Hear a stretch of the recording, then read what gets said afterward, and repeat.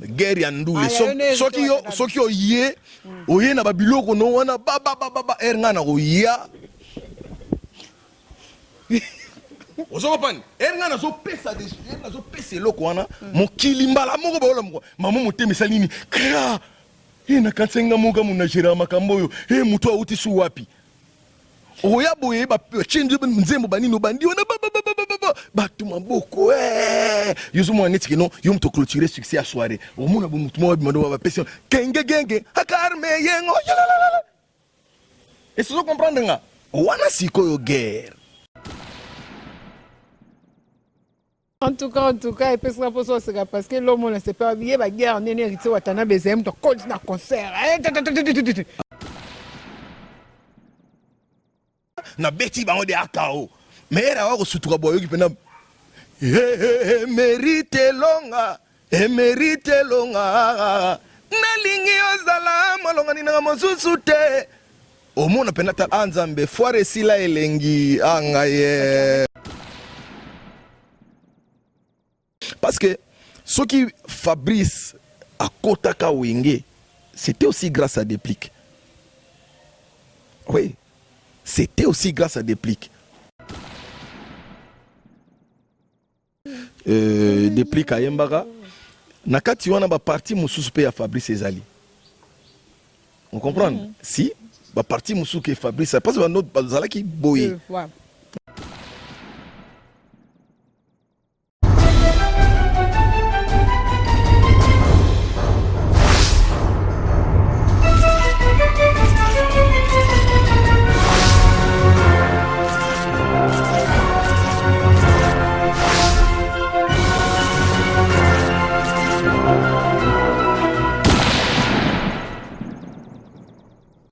Allô, Herman Ampoyo.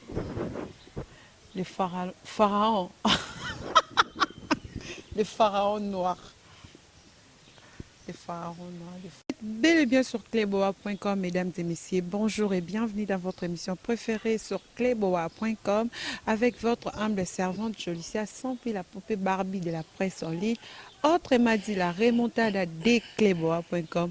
En tout cas, on vous aime beaucoup. Nous avons biso mingi place bozali partout beaucoup yambe l'émission so na ba bureau la bandako so ke ozala wapi na kati ya mutu ka place botel ngo vraiment tolingi bino mingi ndenge bino pe bolinga biso mingi ndenge toujours bo continuer ka ko s'abonner na cleboa.com ndenge bozo continuer toujours ko aimer l'émission na biso pe ko commenter en tout cas tolinga bino mingi. Merci à de la nation tonton Banda, merci à Pichu Mangaya Boss Lady, sans oublier celui qu'on appelle Jolie Atala en chair et à os.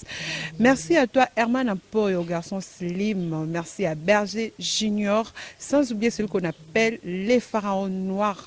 Edi et Momo, le vide donc ça yo mobulu fama bato ça été bango banani. En tout cas pour aujourd'hui, on va aller recevoir pour vous celui qu'on appelle miel des sons. Miel des sons mutuko lata parce que lato ezawa. Vous avez quand même que vous avez déjà. Bon, on a un appel vidéo, malheureusement, donc sorry. D'accord, merci beaucoup. Miel des sons, bonjour. Ouais, bonjour. Bon. Ouais, ça va par la grâce de Dieu, ça va. Bien habillé. Merci, Dieu fait grâce. C'est bon, Miel des sons, bonne activité, nous faisons les candés Nzambe. Ok. Pépère, donc on est en train de frapper en douceur. Donc sans pour autant faire beaucoup de bruit et quoi, donc c'est un style où on a besoin, donc mais ça avance, on avance, donc et on a déjà un début pour dire bonjour ou bonsoir, les autres dépendent de quand air bazo talabiso, donc promettre déjà à mourir bonne musique kalamingité. Déjà, bazo comprendre sous mon sous-suizoya n'andinga ba stratégie pour nako annoncer mbala moko préambule mais tout ce qui est non comme combo messan kobi na pe moi moké après tout continuer malem tout ce qui ça va miel des sons. Merci d'abord pour l'invitation de Yambi, invitation à la mission à facilité. En tout cas, parlons un peu de miel. Oui, et ça n'est logo moko ba musicien bazala non so moni musicien à Longwe na orchestre mon place moi zalaki era o kendo sa makambone au senti ba car ba teka ba parler il faut changer ba parler par rapport à makambo des alaka mais yo toye pa na yo malgré Longwe déjà place aux zaki mais au senti vraiment que parler c'est bon ba car ko tout se ba qui ça non qui est derrière toi Mbora Misara. D'accord pas Mbora Misara. Et ça que c'est une question d'organisation, il faut être organisé. Et puis,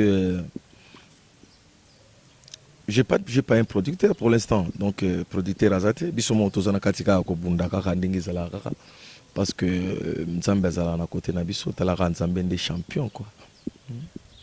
En tout cas, on continue toujours la question dans la carte. Mais l'homme sous yami balé n'a remarqué au moni tu es bi que batu ce que azani na carte pas ngoza moko parce que tu es bi que na place à makele té.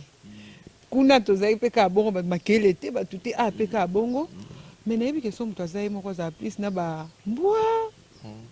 Mo ba nya ou trop mais yo to kuti les contraires mais des sont tabana lupangu azo le na pour ngemo no Ah ouais donc eza cadeau bapesa kinga donc herba yambanga na chipoi bapesa nga cadeau donc yango na pe omonike azalaki mukie na 5 fois afongo mama mukie po musuni na ezala kitoko mbwa pe azali mbwa tellement moni nazo yamba papaya donc yaza na cage na sima kuna tellement un peu très colérique choupi donc mbwa pe azali donc eza na ngo kaka moni tabachara ne makele te azole kane calmement non parce que to kamwe comment tu sais to ko okuta tabazole kane bi ke batumsusu bakangana ba bantaba parce que babi ke tabaza trop sale mais ya yo no e bate on dirait ça civilisé ozo mona te ke no ozo mona ka lupango eza propre oui on dirait ça ntabo ba bengaka net mbola biso comme on est zaki nani viens comme ça passe comme ça les kine mais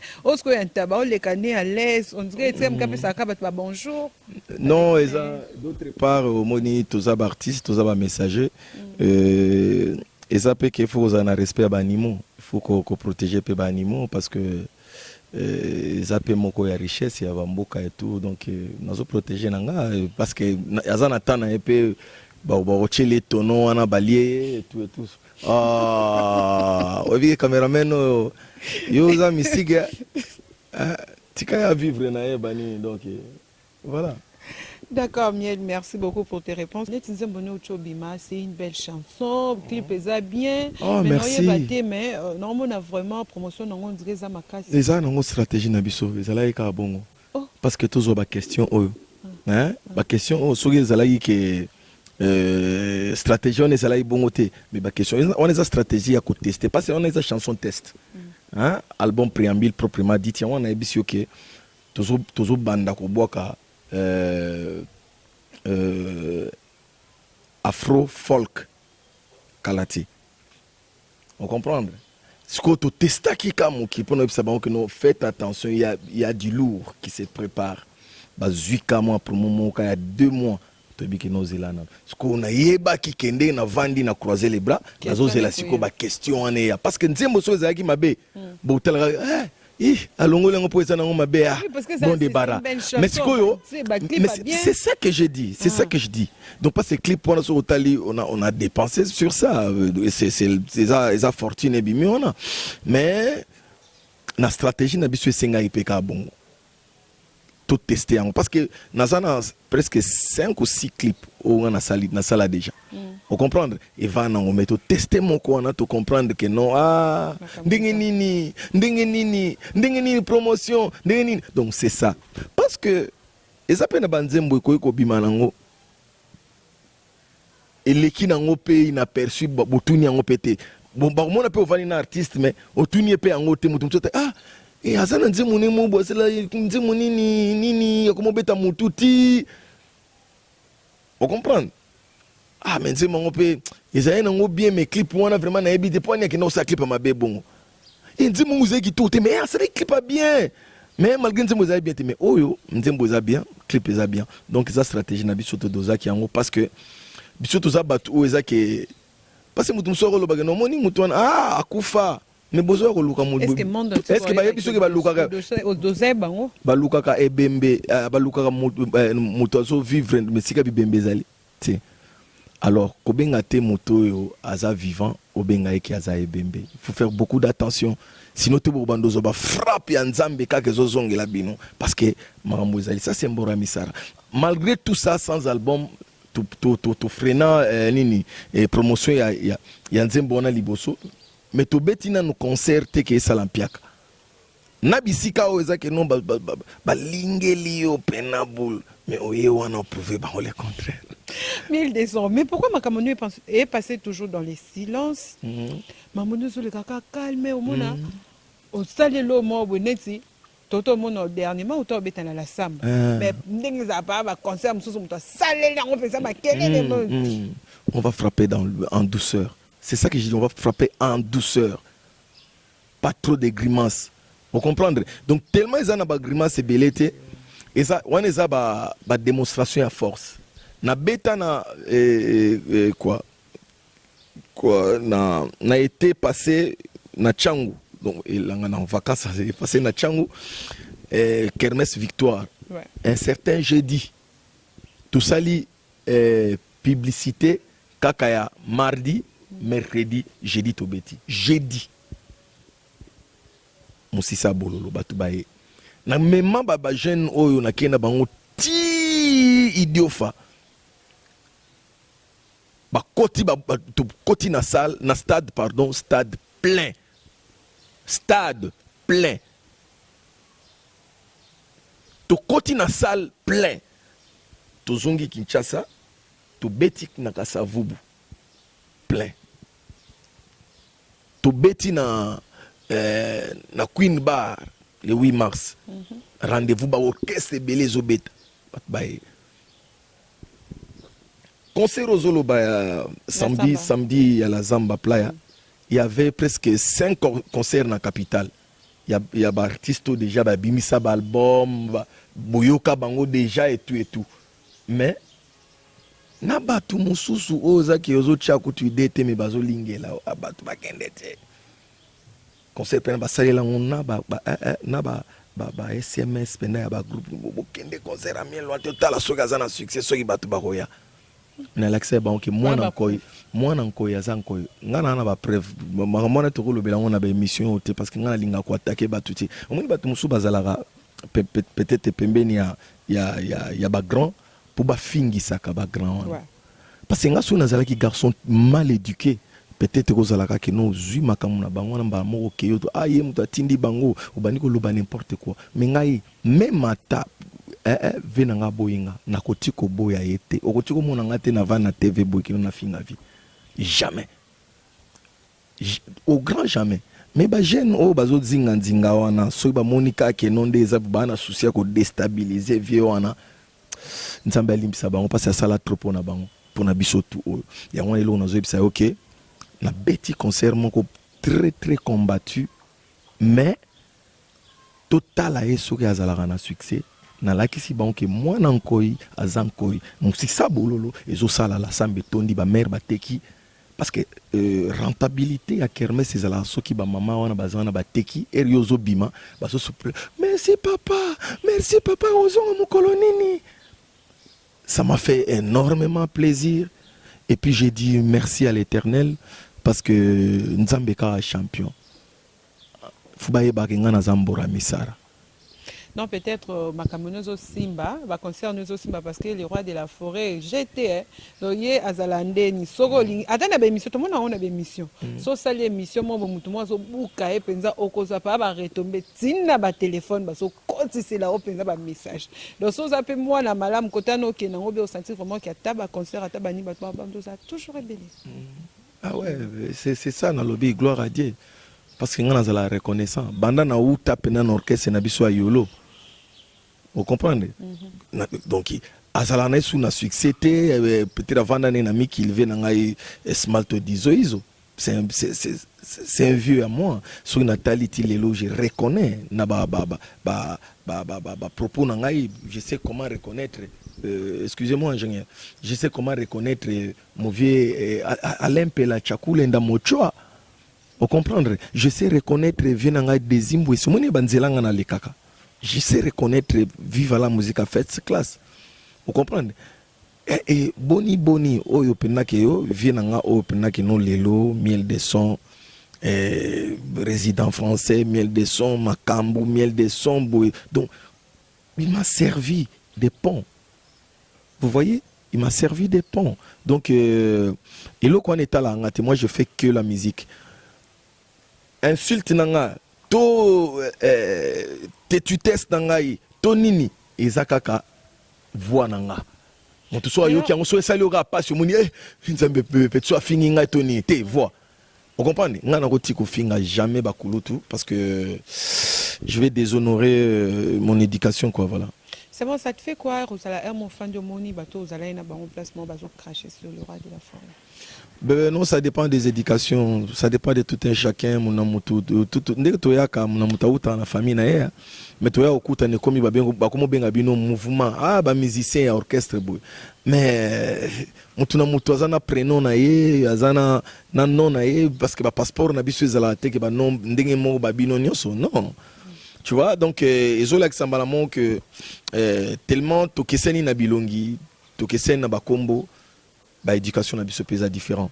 Donc pour moi namona ngote parce que bon na minute na zui micro na fingi papa après écoute combien na poche nanga et lorote au comprendre et lorote ngai insulte na ngai za travail on se comprend insulte na ngai za travail insulte na ngai za organisation oyo yebo tel que non ah na kinda peut-être pas collègue na wana na mona te que non azana ba matos na est complet na beti na la zamba batu bazo tuna mais son ndenge nini ba somba bozui mantere na bino me na yepe na moi compresseur na ngai na yepe na moi ampli na nga mo ya puissant na yepe na moi retour na nga mo boye et ça li que échanger son o bango babanda ko yoka na bandulu ebeta maki avanga. On comprend directement, c'est ça.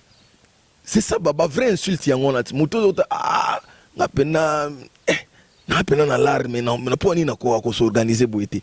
Mbala moko on a miel ta insulté indirectement. C'est ça le vrai insulte. Vous comprenez? Ah OK. En tout cas, merci vraiment. On va continuer avec l'émission. Quand on continue toujours avec Miel des Sons.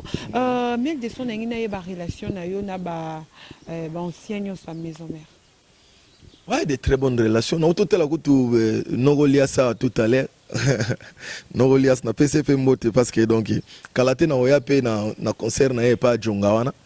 On tout à la paix voilà donc des très bonnes relations avec tout le monde des très bonnes relations mais ceux qui ont commis impoli je te mets ndenge balobana mira makwanza nango commis impoli parce que nazomona bato bele bazana bango basa normal ah bato basa normal wana normal kaka c'est que bato basa normal ça ba normal nazana bango normal basa ba impoli ça ba contre mira makwanza zala kuna par exemple na ebita so na moni o manifester politesse yo moko mi kendeli ga kuna mi vandela na mira makwanza nguruta makuna bani ceux qui va manifester impolitesse ça n'est ça qui bazo manquer yo bien le roi de la forêt ou soit azo manquer ne ka mutunyo so boyo mba mot pousser quoi dis-moi qui tu fréquentes je te dirai qui tu es vous voyez.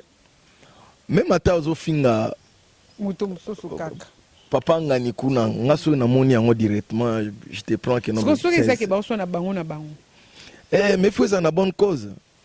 Faut ça na bonne cause. Peut-être mutu mususu azo réclamer, mutu mususu kuna peut-être azolinga ko se défendre, mais il faut savoir comment est-ce que vous êtes en train de défendre. Vous défendez quoi? Et tu réclames aussi quoi? Avec quel propos? Est-ce que pour que nous réclamer par exemple que non na mona au quotidien le pont na ko essayer par exemple moi gourmet na ngai bo bani na se yo zion so ne sote eza ngai lo bite o penga na yaki nango mais na ko peso non to monde na tema na fenêtre na mona inde ozongumba ma engero mona ite na mona so ni wana ba mo opesi ngo calmement ke o kanga masusu te yo kati magasin ngo ezaka na yo moko tu vois un peu des choses comme ça donc il faut savoir besoin discuter pourquoi. Ouais. Et puis il faut qu'on protéger j'ai des choses où dans minute où qui avant concert je pouvais aussi péter dire n'importe quoi mais ça me décale moi-même naebi que non j'ai cette force là j'en ai ngana musisa na pena bololo pena que non mbora misara vous comprenez Mbora Misa tina ebisio que non après ce qui album nanga bimi kaka na pesa bino na 2018 que non après 2 ans. Donc 2 ans nezo kokrebi sur na 2020 na robeta tata Raphaël wana. Et puis ekotonda. Là je vous dis émission yo ça a raison parce que ba côté kuna net ba côté bino bo uta kuna na ba vie donc il faut ça kuna nyonso za ka normal der olo bel kamo déjà processus ça parce que kuna ba olamba déjà nzungu etoka likamute yo poli ai funzungu etoka donc so yo le bilo mobesu tenga na olo ba pona yo le bilo mobesu na ndenge yake ba moni siko ba mboka ya biso mona ali bilo mobesu donc toke ba pena mona moi so mona pe boye ali ape musuni ya mutu par rapport à makambo par rapport ba buncha nzungu par rapport à mboka bandundu ekuna totota mboka yo samba mona kishasa kuna de aba yo pe na mboka na bino ba buja ka pe nzungu nga ba bouger ndenge kuna bozala air moko otaka net ndengolo ba ke coming to beta tata Raphaël po beto rotondisa parce que kuna te za blague te wana za blague te onga na zo yebisa yo isa blague te na banda ko lobango depuis 2018 na bandi mouvement na yebisaki batu ngeno na bandi mouvement nazo ki lobeta nan ba stade nan na mboka nanga bandi magiti ba misuso ba moni image abeti kasi atoni sango poeza na mboka ne ba idio fakuna atoni sa stade na Kinshasa kende na mboka na bino soki na mwene ditu soki na Goma soki na nini na babi yango nini ndoki na ba Congo soki wapi tondi sa pe stade kende pe ba yamba na chipoi ba pesa pe honneur ba reconnaître que no yo za nkumu na kati ya mboka c'est ça qui eloko ba te belé ba bosananga on comprendre ya ngwana zo yebisa que après album oyo préambule soki bimi promotion nango peut-être il y a quelques mois directement na kobeta yango olinga te ba image na linga bombango bolongola ngoti parce que air publicité go banda ke miel de son azo beta tata Raphaël ba image na bini kozala ba témoin bo ba ke no biso pe tozala ba témoin mambongo parce que omoni qui leadership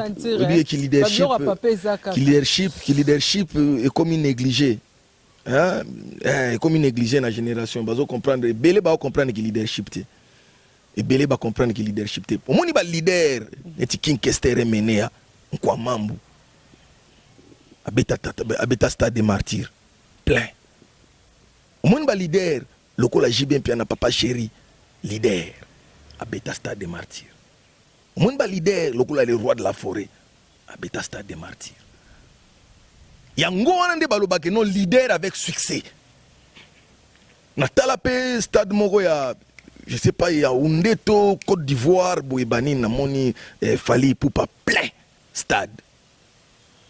Vous comprenez? Na habité bon ba image mususu peut-être parce que ba leader ba to zape belé. Ba image mususu peut-être ko ya na sima na mona pe moko neti na ba Congo ba période mo boyebani. Moni leader faut tester ka ba stade. Et si comme moni pena ke yo mo hotel ke no koti na tongo tal grand libulu. Na yo mo peut-être et yo mo friction. Mais ero zongi siko ero zongi siko na ndinga simo vandi au concentré. Baso bengo na fond boye so no ndeza boye indi mabe to ebito ko côté la ndenge nini yango wana nde makambo. On comprend? Bien sûr toujours comme ba leader mais to oser ba stade bo pesa nga raison ko tuté bo pesa nga sentiment ya ko ndima ke non voilà voilà génération ba niveau zo pena relève nango parce que défi ba stade il faut ezonga eranga nazo beta tata Raphaël na kotala nani yango ko cha o na cheli baya na Vélodrome o ngana cheli chaka libaya na stade mo même ata na municipal ya Bandal chali baya et puis mukolango pour comprendre événement qui na ko lia au point c'est que jour ana vraiment cordon photos préambile zoya préambile za makambo penze zoya na makambo nango tobi ke to koma photo beta no masolo pe ya préambile to beta no masolo yo ya bandiko na biso ya maison mero yo to moni ba guerre moko zoleka entre Robinho na Fabregas koto déplique na Fabregas siko ebonga ata deux personnes bazoyoka na baza contre mutu moko siko ezake oyo na o bazoyoka na te oyo na oyo bazoyoka na te siko yo rozomona biloko wana Bazo attend encore réfléchir, va savoir que l'Oronine bazoé là. Parce que parce que naoki et pas déplique nzembo il paraîtrait nzembo épave ezaki a déplique ezaki a déplique Fabrica ça aime bien ce qu'on a même yango kuna parolier na bango mais siko yango tala moni maloba bakulutu baloba hein il faut komona yango te kaka ezaka banzembo madilo atikela episode ya maloba wana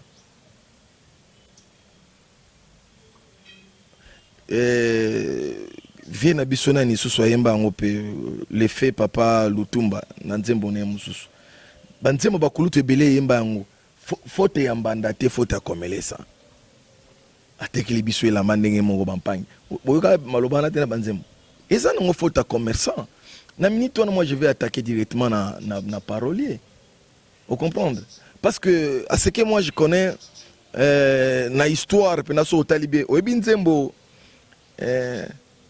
alina lina lina lina lina oyo déplique ayembaka na kati wana ba parti mususu pe ya Fabrice ezali on comprend si ba parti mususu ke Fabrice parce que notre bazala ki boye donc hermo banini tozali tozoyemba wana bankale tozoyemba baba omoni tamo bolero la fois créer un événement déplique même boya mati bango banini donc neti baye moi événement moko boye banini baroya banini omoni wana bolingo ya Diego nani akei osopande biso toye wana ntake bankale tuche bango force ba vocal ba nalingi ozala molongani na mozuzu te chéri okomi singa kiwele mon bébé osopande omona pe ke nkale musu azana pe achepene donc tout bando travail bon mais bango kutu nayebi ke des jeunes frères na ngai wana baza pena bao bazalaki pena ba pire pena osakana ti parce que ce qui Fabrice a kotaka wenge c'était aussi grâce à Déplique. Oui, c'était aussi grâce à Déplique.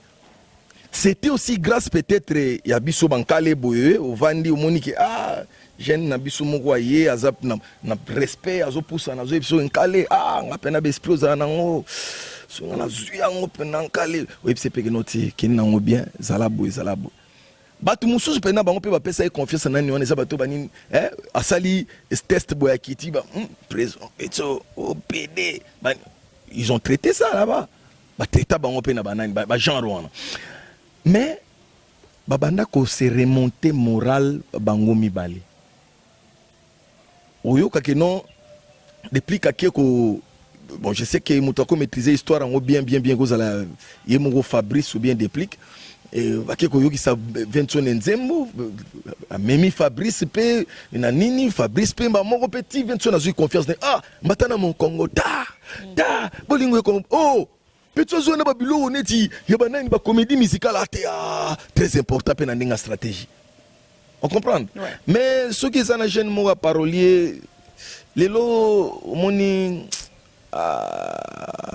ils ont faute na bango te ils ont faute ya mboka ezotambola bien te moni même ba parolier wana na ba société ba droit d'auteur faut bazala enregistrer bakena na ba œuvre na même ata oteki mais droit d'auteur donc uzana yango on comprendre uzana yango mais le koso siko ekomi na ba jeune yango ya ba parolier akoy koya na nzembo boye apesi osimbi epelar na mais rakei peut-être la moni jour yango komi patron na quartier na bango basi nyoso baboya kayona komolakisa bon nazana 200 nazana 300 avandi bakazie masanga soki akiki mbuta na couloir azo baye banini tout la retobo kiebi ki na futaki palette atali ke nous nzembo akeli sous nana ba champ yo na plan mais on est déjà mutu mususu kuna azu yango à cœur akomi ko travailler yango normalement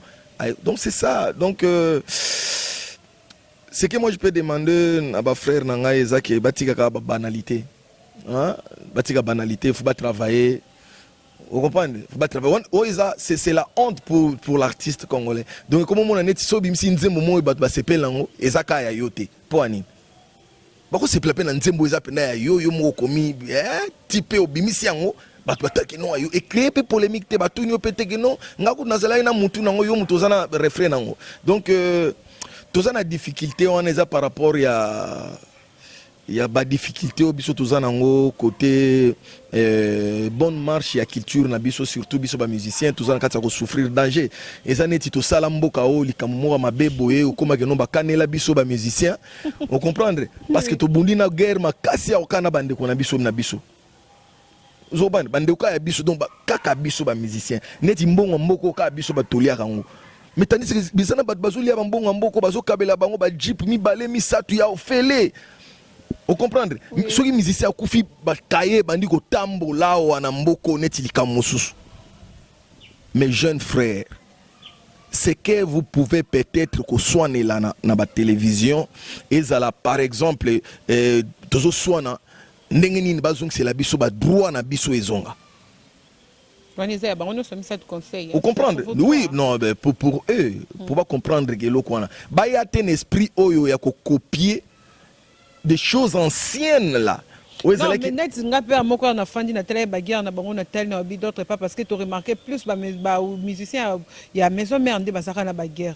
Yo pe kala na ebité soko changer kala pe c'est ka so ba tseka micro bo bando s'attaquer ça na baguerre penza ça baguerre. Wana si wana eza guerre ya omoni vraie guerre ya ngwana. Guerre ya ndule soki yo ye oye na babiloko no wana ba ernga na ko ya. Vous comprenez? Erga na zo pesa des na zo pesa loko wana mokili mbala moko ba ola moko mamu moteme salini kra ina kansenga moga muna jera makambo yo mutu auti su wapi oya boye ba chinje nzembo banino bandi ona ba tu maboko yuzu mo neti kino yum to clôturer succès à soirée o mona bo mutu mo ba ba pesa genge akarme yengo et vous comprenez nga wana sikoyo guerre. Et ça n'est pas guerre au na minute ezake non ndenge quoi maestro abimisi nini lilingi ya mpamba na ewana peut-être na minute nzembo yo a détourner ngangwa zela na bendi eloko mongo boye pesa la na nani wana parce que nayebi que tala depuis que c'est un bon chanteur. Vous comprenez? Azana ba capacité nazo mona pe banzemo ne musu abimisi mikolo zo lega na TV. Hein? Pourquoi pas au salon promotion bachana yo olobelango oye mango danger nini o bandolanda sumakamo et bimi pe déjà muto sali pe déjà clip tu vois mais ozana ba élément ozana ba preuve que le Congo est les cas qui paye pas na yo mais parolier a dribblé bino. Vous comprenez? Parolier a dribblé bino mais c'est comme mamouge non yekutu te botika mambona tika mambona. Et pesa siko peut-être batum sous raison autant que nous voilà donc bazobuna na banalité té en tout cas et pesa pour ça c'est parce que l'homme ne sait pas bien baguerre en hérité watana bezem to na concert yo bando tunande marambwana ngazo ebisa yo na général ebo alote pe banda oyati wo mama oyoki pena chiboye ma douce moitié chérie ofana pena siwe wana mitu amona kake no nde na zaboye ngai ya eboa na beti bango de akao mais era wako sutuka boyo oyoki pena mérite longa nalingi ozala malonga nina mosusu te omona pena ta anzambe foire sila elengi angaye te baba kermesse ezali yangwana donc omoni foire o ezalaki ya batango wana pena donc parce que on a yebi que à part ka bra Congo na moni ba cheni na bangwana Vodacom ezate Bralima ezate Bralima ezate nini pe nini ba Orange no bando cha Airtel bando cha ba podium bato belo bando cha podium omona que non o aza koto la guerre ngaye tenso ngala ngoka mingi te musique na mso esa ka ke ko yoka nezongi na côté kuna libanda ba kombata ba yoka na bango mamboto ezonga nango normal. Parlons un peu des préambules. Ozo promettre biso marquant. Beaucoup me pressé? On a la pression de tout bien beau. To bandiga orchestre une année, nan ko formé na groupe une année. Non parce que on est quand même au moins tu n'as pas bête na stade. Au que na 2020 il faut bête na stade. Mais quand ça OK, nzembo ko bima pe après 2 mois to bête stade. ça n'a rien. On bête nzembo, il faut pas yoka déjà pas bien. Si yo na mon net zo comprendre GT, ya ngona mon que notre beta bino système mo boye, nzembo e koti bino. Na minute za na kati na yo. So ka to bandele ngo une fois deux fois bandi o imbango. On comprendre? Hein? Quand on écoute qui on a posé question, surtout bandika une fois deux fois, yumba mo ekoti opé, o combien ba place no pe yo zo linga parce que déjà o lingi yango au moni yango na flash peut-être tout à l'heure une fois mais quand on mieux tegate après 4 mois on a fait l'émission na ifuna tourner ga eloko wana parce que eloko ezaki trop c'est ça que je vous dis préambule normalement donc les mois qui suivent déjà to pe sabino programme a sorti mais avant bana bazonga chiki avant bana bazonga chiki faut baza pena bazui basako do bachena mukongo na mukongo na make na ma ozongo pan on est sur les pour la rentrée scolaire sakodo mon année soutien sakodo kende chiki on comprendre c'est bon, parlons un peu à DJ Nabiso Ochoti Kabiso yo Dida Rafat un mot pour lui yango no monique une émission na lati noir na kanza kutokotuna nga mendeni ni obetika mwindu donc tenga na sur la couleur parce que quand tu vas dorer c'est ça quand na ndenge ko pesa ngo amplification quoi parce que pesa moi 100 lobama indombe ya ndondo na yebi ke master na antidote de ba forme le président Kizaza Nabosani Epete le place Baza Bangoto Roger Badjoko les grands conseillers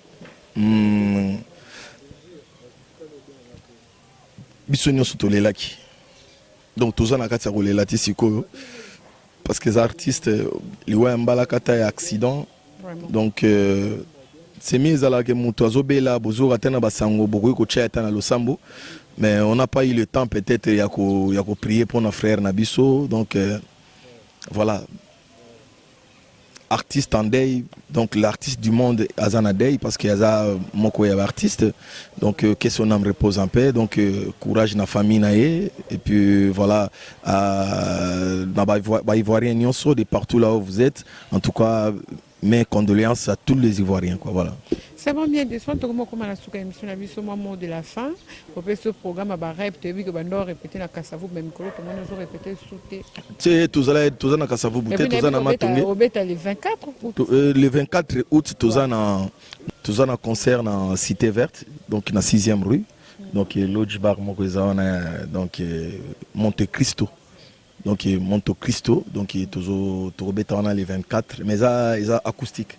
Concert acoustique grand et belé herbayo qui miel de son balobi que non oso respecter na ba note na ba tierce ce que oso interpréter nzembo par exemple il y a beaucoup ce que oso interpréter ba nzembo ndo to sentir tierce nyo son ezali et puis oso respecter yango to koya biso nyo soto vanda obeta biso concert acoustique parce que bato ba oya ba ozala na moi chance ya koyoka déjà 2 chansons acoustiques au paysan na kati album préambule donc tokobet nangobet tango pe na soirée wana donc abandi casting déjà pour un clip il y a afro folk donc tobandi déjà casting nango jeudi déjà tobandi casting donc je crois le vendredi on peut tourner déjà la première partie tout à l'année seconde ni nizokende donc je sais que aux ezanango mingi pe bato libanda mais na yebi ke to lancer message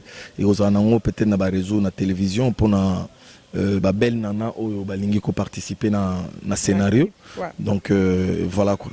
C'est le moment de la fin na ba salutation na bato balanzo libanda.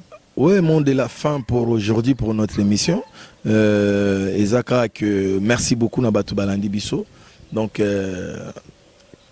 auto lobby ezaka ba conseil pour na mituna na yo tuningai je pouvais pas zapper ça sinon te baroloba que mais moi batu batala rabiso bolobani mais quoi il a pas réfléchi peut-être pour donner conseil batuni conseil à zapper ngo na boy ko zapper atelo ko moko ya yo na répondre ngo donc na ba propos na biso nyo soteni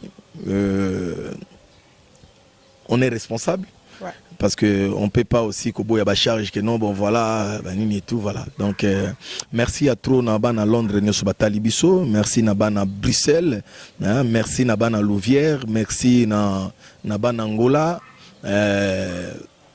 Mon ami personnel, lui, c'est mon partenaire, Pablo Kitambala, Maison Kitams. Donc, par là, je vois encore Pichou Kimpuela. Pourquoi pas Kadhafi Louba qui chargeait des opérations. Là je vois encore Sernangai, Linda Matondo, Linda Bilele, Arnold Sarcel, Starcel. Ouais, donc Mbote placé Azali. Encore une fois, merci. Et puis Pichou Mangaya. Je l'ai à Yohana. Azo Sala Moussala Kitoko. Na yo kipe ba question na malgré. Azali na ba question mo boya koko lo bangote pour comprendre soit lobby. D'accord, merci voilà, beaucoup. Nous voici déjà à la fin de notre émission là. C'était Miel des Sombres qui n'est lobby. Et non, il a comme moi boami benga Karabak. Mbora misara. Mais ça na ngoti. Et ça n'est donc so ko ngoto bengi munzanga. Otuni petit na munzanga o lepse mendeni ni lepse de wana mbora misara. Mbora Misara. En tout cas, merci beaucoup. Merci à tout le monde qui aime Jolicia. Merci à cleboa.com. Sans oublier celui qu'on appelle Eddie et Momo l'ange noir. Hein, Bobby? Garçon, yo, à Swana Lampiaka. À Swana Lampiaka, ye. Merci à toi, Herman, pour le garçon Slim. Merci à Pichu Mangaya Boss Lady. Merci à Berger Junior. Sans oublier ce qu'on appelle de la nation Tonton Banza. Bisous, restez branchés.